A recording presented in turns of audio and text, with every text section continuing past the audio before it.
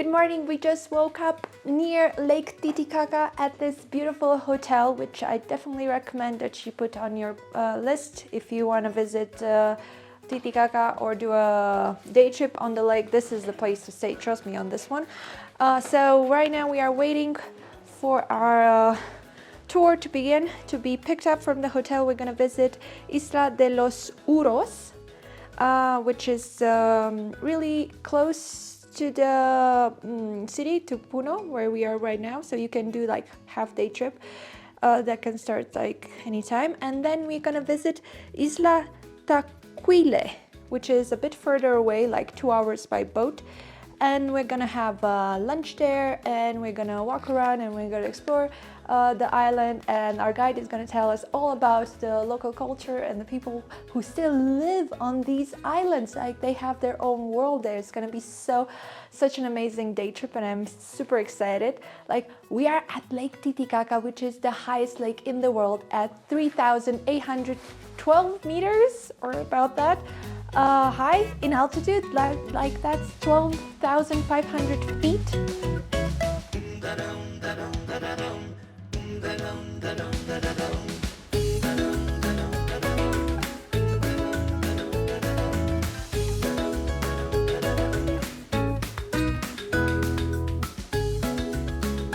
One piece of advice: if you plan on visiting Lake Titicaca, don't just land in Cusco and come here, because it's going to be such a huge altitude difference from Lima. So you need at least a couple of days in, or better yet, around Cusco at a bit lower altitude, and then come here. Like, the first 2 days in Cusco for us were like terrible, which is lower than here. but yeah, and now after 2 days in Cusco, and yesterday we drove all the way here, we are feeling just fine. So the sickness, the altitude sickness, is now gone, but those 2 days were crucial. So just putting this out there, because it's really important. It doesn't matter your fitness level or whatever, just, you know, it will probably happen to most of us. Anyway, so super excited to be picked up, go on a boat and explore Lake Titicaca, the highest lake in the world. And on the other side, Bolivia. We're gonna see another country, basically.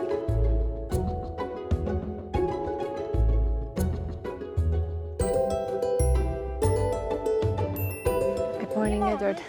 Kami saraki. Yes, yes. Great choice of shoes.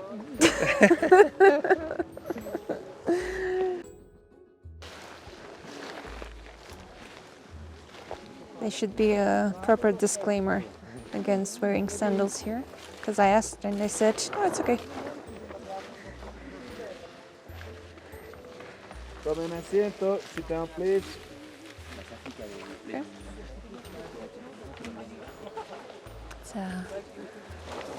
It's an interesting place. This is where we are. They're gonna show us how they made the island and how is it floating. My question is it also moving? It can be. Like, oh. It's tight. Also the smell. It's like a rotten reed or something.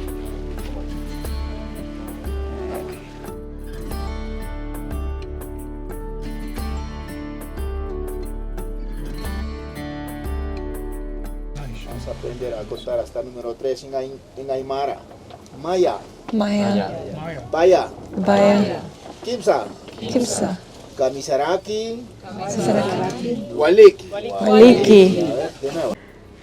So we made it to one of the Uros Islands. There are so many islands here, and on each island a different family lives, but like, they're living with their grandparents and then with their sons and grandsons, and it's like quite remarkable how they build their islands, how they escape from being a slave from Bolivia, right? Yeah, the Tawanaki. Yes, and then they realized, at first they were living on boats, reed boats, and then they realized they could make their own islands made out of reed roots. And now they have this very interesting process of how they build their own islands. They collect the roots and they tie them together, and then because the root contains oxygen, they float, like the roots float. So that's how the entire island is tied up together from the roots, and it floats for up to 30 to 35 years because that's the lifetime of a reed root. And they can even eat the reed, like the fresh one. It's not advisable for tourists because it's from the lake and you're not used to the water from the lake. But yeah, they eat fish from the lake, they bathe in the lake. But today they're quite modern, and they also have boats, and they can go to the city where they can purchase food, like other foods that they cannot find on the lake, vegetables and fruits. Also, their children go to the school in the city or kindergarten.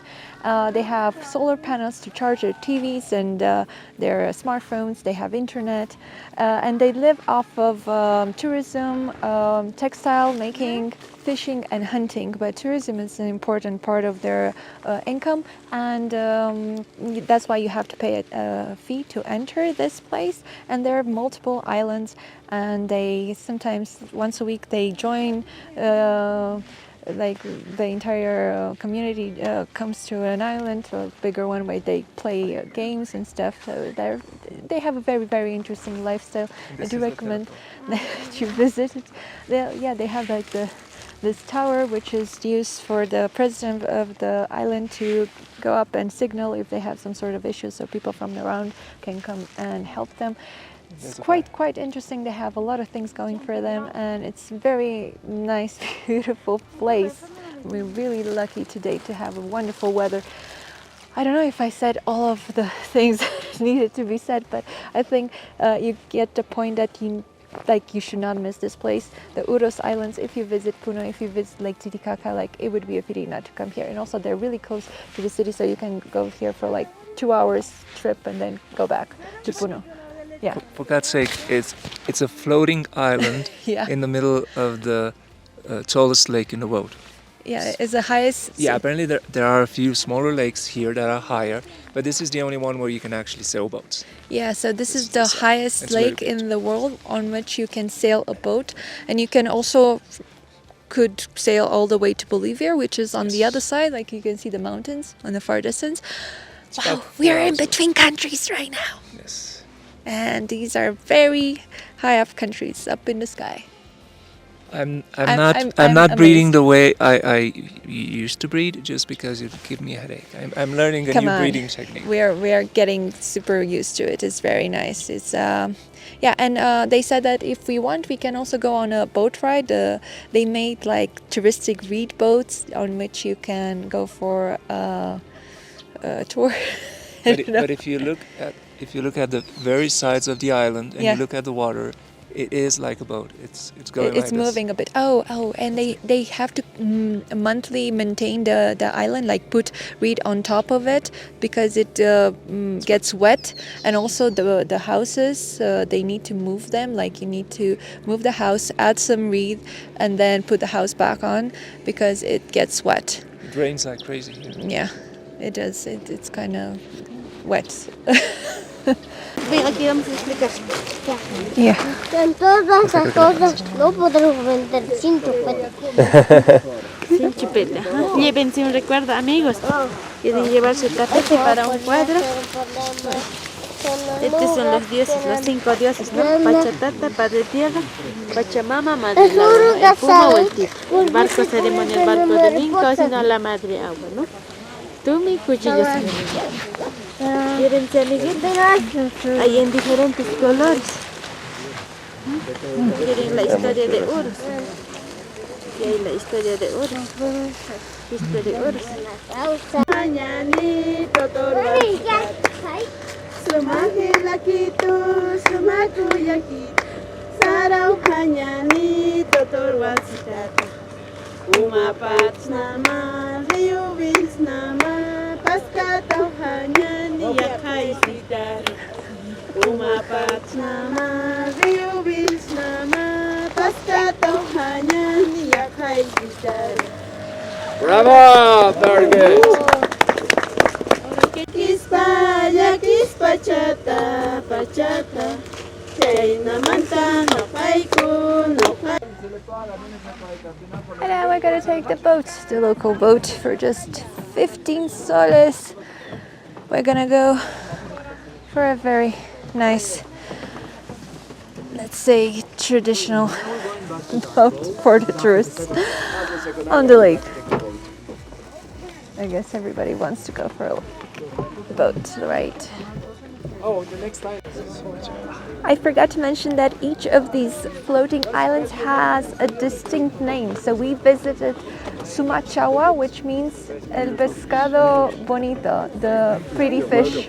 And they do not receive tourists every day. They receive, like each of the islands, receive tourists about once a month.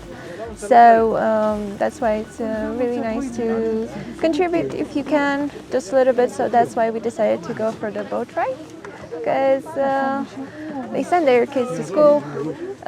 They do go to city to get like medicine and other stuff they need. And besides of their traditional lifestyle, they have a rather modern lifestyle as well, like the smartphones and everything. Like they go to the city if they need to.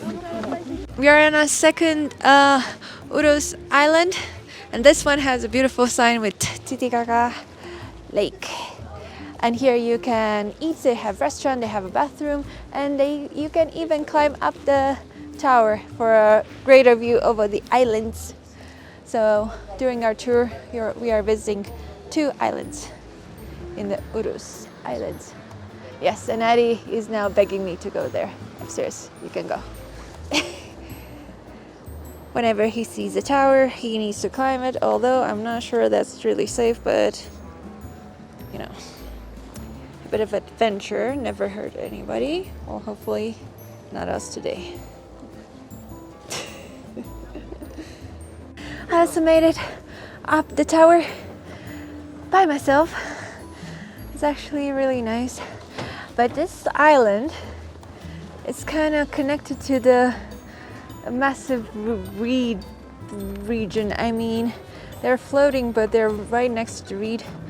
And oh yeah, you can actually see the water and the islands moving from here, and you can see they're almost connected, most of them. So they're like surrounding a smaller lake within the lake, making like an artificial range of the lake. And on the exterior side of the floating islands grows like natural reed. So they're like I don't know, they're cultivating reed outside, but they need it to survive and to constantly build their island, so it makes sense. But apparently they go somewhere further away, a few kilometers, with their tiny boats to collect the necessary reed to rebuild the islands.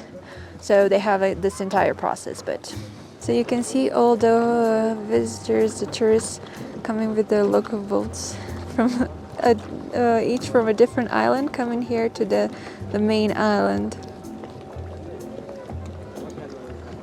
for the restaurant or for to use the bathroom, because it's not advisable, and would be nice to use the bathroom on the small individual islands, because they do have to collect all their waste and then drop it to Puno. This water here is the water in which they bathe and they also drink. They want to keep it clean, so that's why they collect all the waste so it doesn't go in the water here. We need to go. Let's go. The boat is calling us. Y esta línea blanca es el límite entre Perú y Bolivia. 60% Perú, 40%. I never thought we will ever be able to say this, but we are actually sailing on Titicaca Lake in Peru at 3,809 meters high altitude. It's like, what? It's quite windy because this boat, they call it a speedboat, moves quite fast. And right over there, between these 2 peninsulas, is Bolivia. Like, can you Bolivia? Can you believe? I cannot even wrap my head around that. Like, what? Where are we? Yeah, the views are insane. The weather is fantastic. is just really, really nice. And I'm so glad we decided to stay one extra day here, full day, to do this day trip because it just looks amazing and it's really, really an amazing experience. So this is a competing boat. This is how our boat looks like. We are getting closer. And this is one of the peninsulas.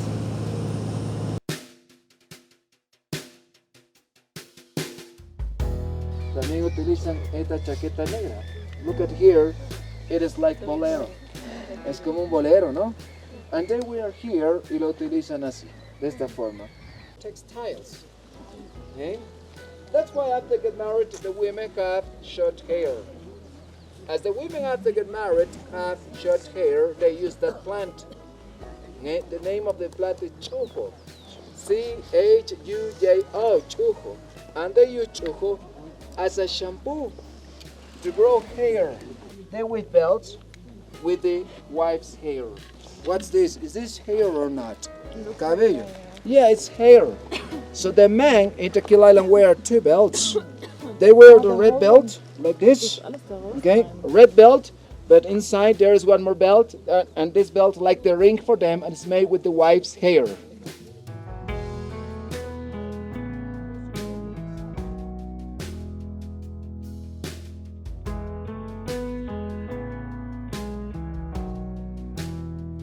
Look at this, very interesting. It is made with the wife's hair. Eddie's trying the local hat for married people. It's too small.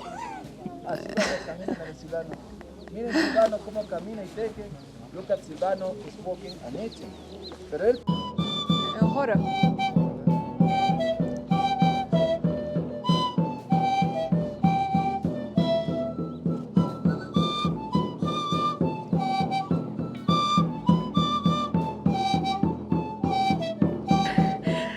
One of the main attraction on Titicaca Lake and the highlight of this day trip is actually a stop on Taquile Island. This island has been inhabited since 800 after Christ and is still inhabited today. They have no police, they govern themselves. They speak Quechua, although all the surrounding area speaks Ayman. And they speak Quechua because in the 14th century the Inca Empire came here and they moved people here that spoke Quechua from the Inca Empire. And now you can visit them. They have very nice houses. They govern themselves. We got introduced to the local authorities that they get elected every year. We saw some of their dances, some of their traditional clothing. Our guide explained how they're dressed when they are not married, when they get married. It's very interesting. And then they have also a small market where you can buy their local crafts. And it seems that this island is famous and started to be famous, especially for their waving. They have amazing waving skills and they sell like hats and belts and all kinds of scarves and all kinds of other items that are made by them here on this island. How many people live on this island? Yeah, about 300 families live here. And I think this is the perfect time to visit at the beginning of April, because when it gets really cold they go working someplace else, and now during summer they have the crops, they have all the great stuff here. Also, right now as we are talking, we are climbing one of the hills on the island, and we are going to reach an altitude of 4,000 meters above sea level, which is insane if you think about it. Like, these people live here in this lake, which is super high up, and now we're climbing on a mountain on their island, which is even higher. And I'm like, what? And don't be fooled by our clothes. It's actually really warm right now. The sun is scorching hot. It's very hot, but the guys and everybody told us before we came this morning to bring our hats, sunscreen, sunglasses, everything, because although it's very high up, it's also very hot here because you're basically closer to the sun. Oh, right? Yes, I was just saying this is the last time I'm going to be at 4,000 meters for a while. And it's, take advantage of it. Just imagine staring down at Lima from 4,000 meters. I think we got here by boat. Yeah, and we got here by boat. So it's a lake in the sky, basically. Just try and picture that. And, I wouldn't recommend jogging, but walking around is okay after a few days. The fact that Peru doesn't have the best, runners in the Olympics is crime. I have nothing left to say other than I want my fries. I've been promised fries. We're on our way to it. Have a beach and a few restaurants. Looks like the kind of island the Beatles would have wanted to buy. And, that would have been interesting. So after we walked around, we went to one of their local restaurants where we had lunch included with the tour. We had a quinoa soup and a trout as second, and the trout was grilled straight from the lake. And that part of the lake, which is closer to the middle, the water is super clean and really looked clean, so I assume and hope it's safe to eat. Well, now it's too late anyway. But closer to Puno, locals said that it's not great to eat fish from the lake. So the fish was actually really good. And after we finished our lunch, oh, by the way, the beers were not included, so we paid 10 extra sols for each beer. After that, we went to Taquile Beach, as the name of the island, and that's like walking distance from the restaurant. They have a beautiful walkway to the beach. We took some pictures there. It was very, very nice. And then we had to get on the other side of the island because our boat was waiting in the small dock there. There are multiple piers around the island, and depending on the tour, they might take you to one port or another. Keep in mind there are 6 communities living on the island, Taquile Island, so I assume that tour guides go with their groups not to the same place every day, so they take turns, so everybody from the island can benefit from the income in tourism and the income from the tourism. We took the boat back for about 1 hour and 40 minutes. On the way back, the boat also stopped at the Uros Islands again because some of the tourists, some of the people on our boat were staying the night there. So do know that if you want to spend the night on the floating islands of Uros, you can do that too. So it depends on your tour or your package. And after that, we got dropped off in Puno from where we left this morning. It was a beautiful experience. It's not like you can take a boat every day to reach 4,000 meters high in altitude.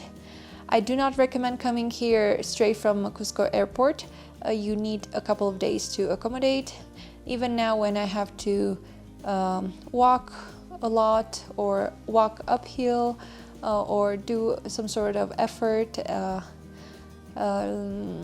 it requires a bit of effort.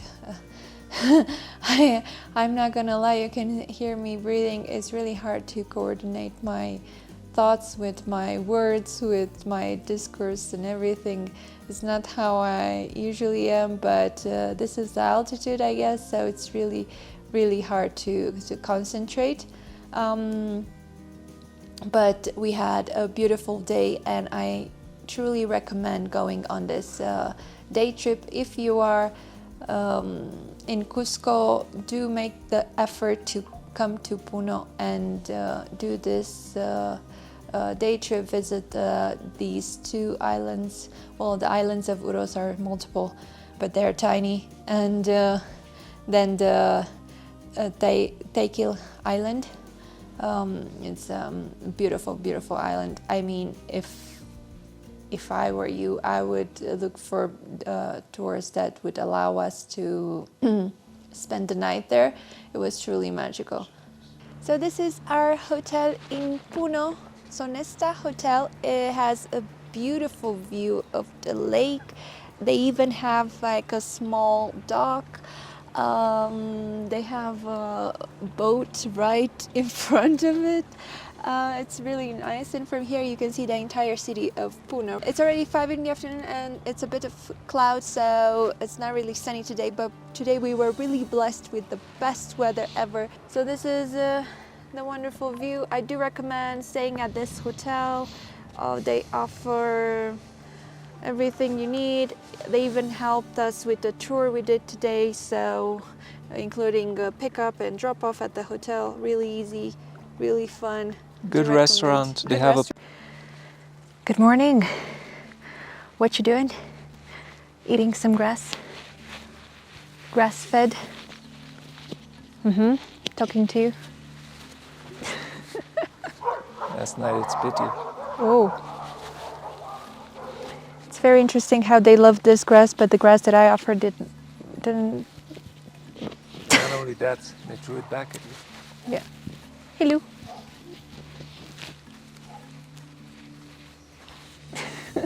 So our hotel has these llamas, and every day they let them eat the grass. I think it's a way cheaper option than having to hire somebody to cut the grass. Interesting innovation. We should all learn from this. It's basically business 101. Baba, let's get to pick up.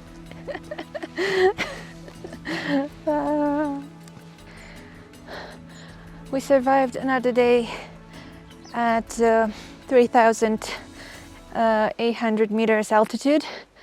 This is by the side of the Titicaca lake. As you can see, after all these days, I still have trouble finding my words and breathing at the same time. It's not because I have some sort of mental issues, it's just the air that's not reaching my brain. So each time I open my camera to tell you something, I'm like, oh, I forget words. So this is the thing that happens, and this morning we woke up with a bit of a headache, but apparently it's not just me. Eddie has had experienced the headache as well, so it's just that I think during sleep I don't breathe as much, I don't get enough oxygen, so that's why, but now I'm feeling better. I'm forcing myself to breathe. We bought like a small canister of oxygen. It's like a shot of oxygen. You can find it in any pharmacy around here. And maybe it was like 8 euros. And it's like a small tube, like a tube. So that's good to have in case you're feeling really drowsy. Lake Titicaca is a dream. I do recommend staying at a nice hotel. I do recommend staying at this hotel, Sonesta Hotel. It's a bit on the pricey side, about double than a normal hotel around, but still, I think affordable for most of you watching. And you're gonna visit Lake Titicaca like as a once-in-a-lifetime experience, then it's worth the extra splurge, I guess. We enjoyed the day trip we did yesterday a lot, and I'm really happy that we decided to come and visit Lake Titicaca, because a lot of people landing in Cusco just go and visit the Sacred Valley and then go to Machu Picchu. So if you can add a couple of extra days to come and see this place, you're not going to regret it. It's so worth it. It's beautiful, magical, and it's just I don't know. I'm not really a fan of saying a once in a lifetime experience, because a lot of tour guides and online guys call it like once in a lifetime experience. It gives you FOMO. It gives you FOMO visiting Peru, but Well, think of it this way. This is nearly 4,000 meters above ground. It's you know, like tropical, but it also rains, and it has islands that are man-made floating in the streams. I mean, if this isn't once in a lifetime, and you're lucky, but it could be. It is one of the nicest. I'm usually not that impressed because it's just my character. This was one of the nicest trips we made. It's one of the nicest day trips you can make just down the lake. So, you know, whatever, even if the rest of it, even if Machu Picchu sucks, I won't be disappointed because this was nice. I liked it more than I liked Cusco, maybe because it's so crowded there, but that was interesting as well. And I would definitely say it's worth the effort coming to Peru. We just kind of tried to figure out how long it took us to come to Peru. And we figured it was about 4 plane rides, 1 boat ride, and one you know, car ride. So it's not easy coming here, you know, but it's worth it. they call Cusco the cultural capital of Peru, because it is basically the place where the Inca civilization was born, and a lot of cultural stuff are related to that. But they call Puno, like this city over here by the side of the lake, Lake Titicaca, they call it like the like tradition Peru. Yeah, because you have like the Uros floating island, and you can visit people there, living there, and engage and stay there if you want overnight and learn about their culture and their lifestyle, which is pretty much unique. I don't think there's anybody else in this world living like this on a floating man-made island at almost 4,000 meters altitude. And then we visited Taquile Island, which is like self-governed almost, and they are like the best weavers. Yeah, they're the best weavers in the world. They all have these funny hats that they wear. It's like they have the whole culture. If you're married, unmarried, you have to go and see it. So I think we need to wrap this up. This is going to be our video of about Lake Titicaca and what you can do here and what you should not miss.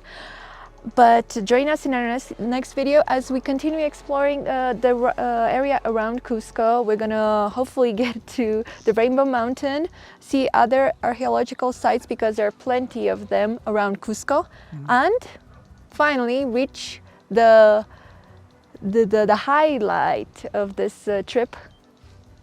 It's Machu Picchu. The Machu Picchu, the famous, most visited, popular, the thing that made me say, okay, I want to go to Peru in the first place. And on the way there, we get to discover so many wonderful places. So yeah, join us in our next video as we continue road tripping through Peru.